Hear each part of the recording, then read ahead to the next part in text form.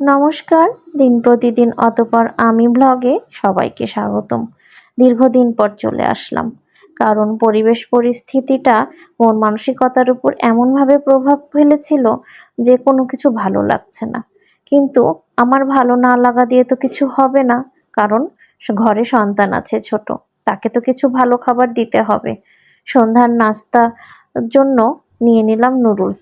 আসলে মনটাও ভালো না।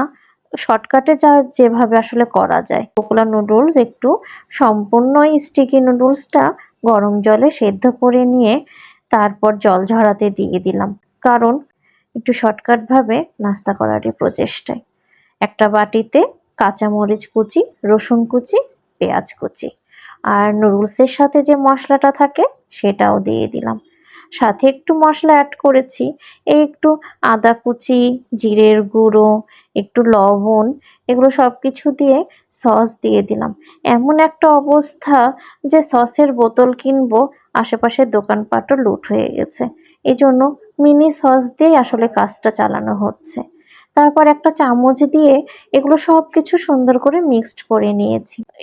এদিকে প্যানে একটু তেল গরম করতে দিয়েছি। সেই তেলটা গরম হলে এই তো দিয়ে দিলাম মশলাগুলোর মধ্যে। আর তারপরে সেদ্ধ নুডলসগুলো দিয়ে সুন্দর করে দুটো কাঁটা চামচ দিয়ে এপিঠ ওপিঠ উল্টিয়ে নিয়ে মিশিয়ে নিচ্ছি। এতে হবে কি, মশলাগুলো না নুডলসের সাথে বেশ সুন্দর করে মিশে যাবে।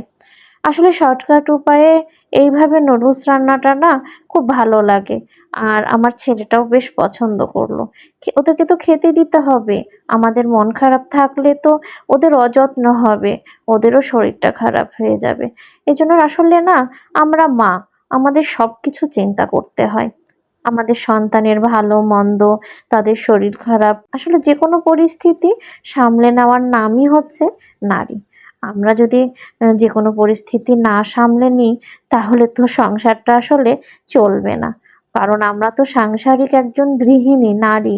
আমাদের সংসারটাকে টিকিয়ে রাখার জন্য আমাদেরকে মন মানসিকতা অবশ্যই যেভাবে হোক পরিবেশের সাপেক্ষে নিয়ে আসতে হবে। আজ এ পর্যন্তই। সবাই ভালো থাকবেন, সুস্থ থাকবেন। আর আমার ভিডিওতে অবশ্যই লাইক, কমেন্ট, ফলো, শেয়ার করে পাশে থাকবেন। ধন্যবাদ সবাইকে আমার সাথে থাকার জন্য, পাশে থাকার জন্য।